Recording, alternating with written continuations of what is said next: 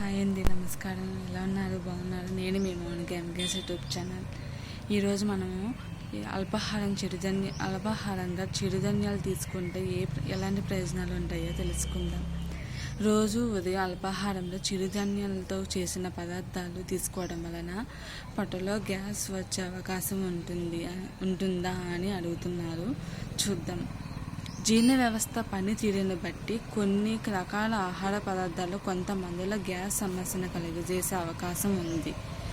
ఎప్పుడు ఈ సమస్య లేని వారిలో కూడా అకస్మాత్తుగా ఆహారంలో పెద్ద మార్పులు చేయడం వల్ల ఏదైనా అనారోగ్యానికి గురి కావడం వల్ల కూడా కొత్తగా గ్యాస్ సమస్య మొదలయ్యే అవకాశం ఉంటుంది.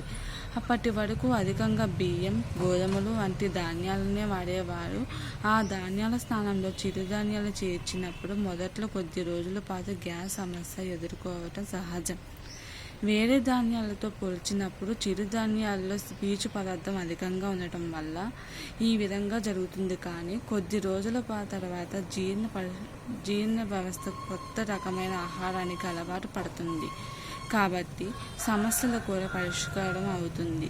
వారం 10 రోజుల తర్వాత కూడా గ్యాస్ సమస్య కొనసాగినట్లయితే ఇది కేవలం ఆహారంలో మార్పు వల్లనే కాక మరేదైనా కారణం ఆహారంలో మార్పులను అకస్మాత్తుగా చేయడం కంటే ఇలా చిరుధాన్యాలను